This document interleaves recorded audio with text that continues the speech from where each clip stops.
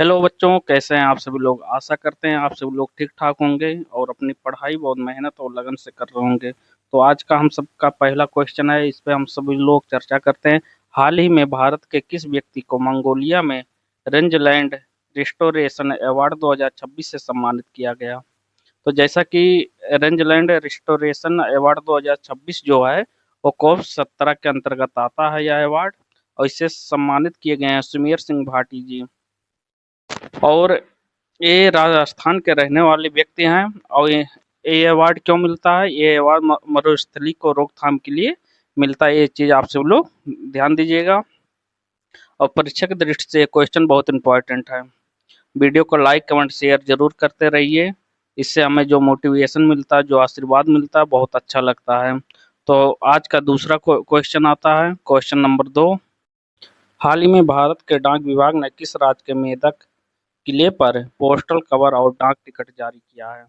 तो ये तेलंगाना राज्य का है। और मेदक जो है एक किला है, एक काकतीय वंश के ने बनवाया था इसको, इस किले को। ये चीज आप सब लोग याद रखिएगा कि डाक विभाग द्वारा जो मेदक किले पर पोस्टर और कवर डाक टिकट जारी किया गया है, ये तेलंगाना राज्य के डाक विभाग ने जारी किया है। ये जरूर याद रखिएगा आप सभी लोग। उसके बाद क्वेश्चन नंबर 3 आता है।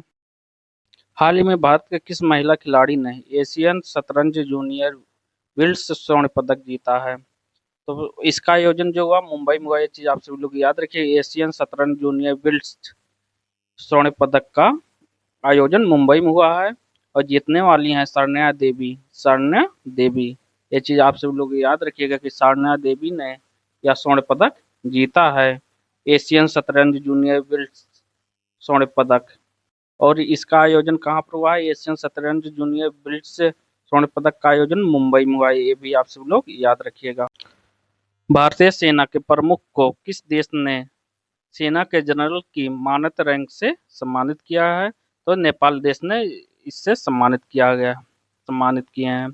तो किसको सम्मानित किए हैं, तो भारतीय सेना के प्रमुख जनरल धीरज सेठ जी को सम्मानित किया गया है। और वहाँ के प्रधानमंत्री द्वारा यह सम्मानित किया गया है। तो नेपाल के प्रधानमंत्री कौन है, रामचंद्र पौंडेल जी वहाँ के प्रधानमंत्री हैं।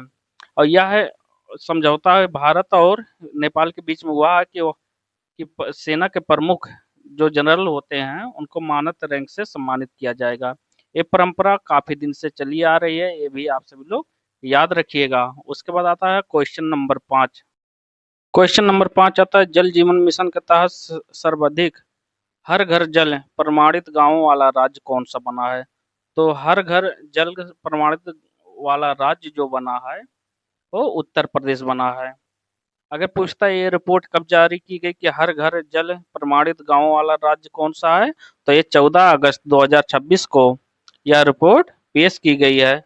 और यह रिपोर्ट सिर्फ 14 अगस्त 2026 तक ही है। यह मिशन जल शक्ति मंत्रालय द्वारा लॉन्च किया गया था। कब लॉन्च किया गया था, 15 अगस्त 2019 को। अगर क्वेश्चन में पूछता है हर घर जल मिशन कब लॉन्च किया गया है, तो ये 15 अगस्त 2019 को यह लॉन्च किया गया था। और किस मंत्रालय द्वारा लॉन्च किया गया है, तो जल शक्ति मंत्रालय द्वारा लॉन्च किया गया है। क्वेश्चन नंबर 6 आता है, टेस्ट क्रिकेट में दुनिया के चौथे ऑलराउंडर्स खिलाड़ी कौन बने हैं। तो रविंद्र जडेजा जी बने हैं। टेस्ट क्रिकेट में इन्होंने 350 विकेट लिए हैं और 4108 रन बना चुके हैं। ये विश्व के चौथे खिलाड़ी बन गए हैं टेस्ट क्रिकेट में। और पहले नंबर पे कौन बने थे, ये कपिल देव जी बने थे, भारतीय खिलाड़ी। और ये भारत के दूसरे खिलाड़ी बन चुके हैं टेस्ट क्रिकेट के ऑलराउंडर के रूप में बन चुके हैं। ये चीज आप सब लोग याद रखिएगा कि दुनिया के चौथे ऑलराउंडर खिलाड़ी कौन बने, तो रविंद्र जडेजा जी बन चुके हैं। ये भी आप सभी लोग याद रखिएगा।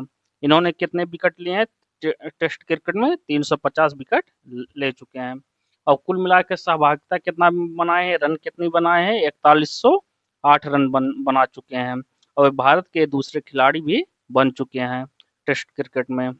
उसके बाद क्वेश्चन नंबर 7 आता है, यूके के किस कंपनी ने भारत के फाइटर जेट इंजन के लिए समझौता किया है। तो आप सभी लोग याद रखिएगा, यूके की रोल्स रॉयस कंपनी जो है वो भारत के फाइटर जेट इंजन के लिए समझौता किया है। और यह समझौता जो है रिलायंस कंपनी के साथ किया है, भारत के रिलायंस कंपनी के साथ यूके की रोल्स रॉयस कंपनी ने समझौता किया है।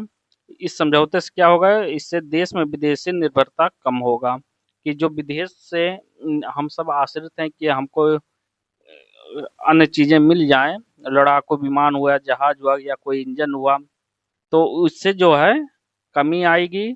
हम सबकी जरूरतें जो हैं भारत में ही पूरी होगी। और फाइटर जेट के इंजन के लिए कौन से देश ने समझौता किया है, अगर क्वेश्चन में पूछता तो यूके के ने समझौता ये चीज किया है।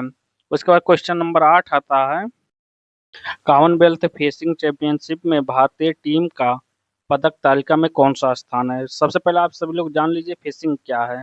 फेसिंग एक तलवारबाजी खेल है जिसमें खिलाड़ी अपने तलवार से प्रदर्शन करते हैं, विपक्षी पार्टी से तलवारबाजी करते हैं। तो कॉमनवेल्थ फेसिंग में चैंपियनशिप में भारतीय टीम का जो पदक तालिका में स्थान है वो कौन सा स्थान है, पहला स्थान है।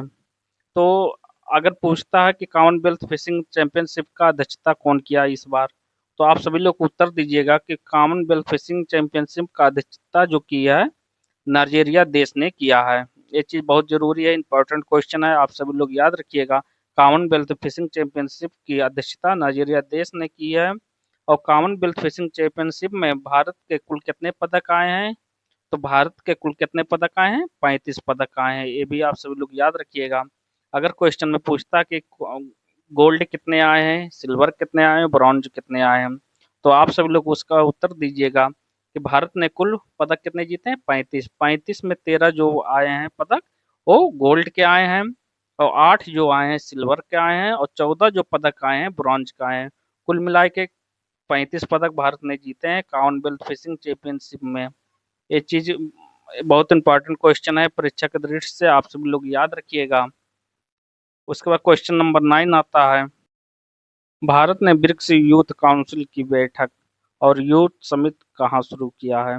तो आप सभी लोग ध्यान दीजिएगा कि इसका जो आयोजन हुआ है और इसकी जो बैठक हुई है वो गांधीनगर में हुआ है। किस राज्य में, गुजरात राज्य में हुआ है। और 2025 में यह बैठक जो हुआ था ब्राजील में हुआ था। इसी आप सभी लोग याद रखिएगा कि ब्रिक्स यूथ काउंसिल की बैठक और समिट कहाँ पर हुआ है, तो ये गांधीनगर गुजरात में हुआ है, इसके पहले ब्राजील में हुआ था। बच्चों ब्रिक्स से संबंधित जितने भी क्वेश्चन पढ़ाया गया है आप सभी लोग याद रखिएगा, क्योंकि आने वाली परीक्षाओं में ब्रिक्स से 100% क्वेश्चन आएंगे।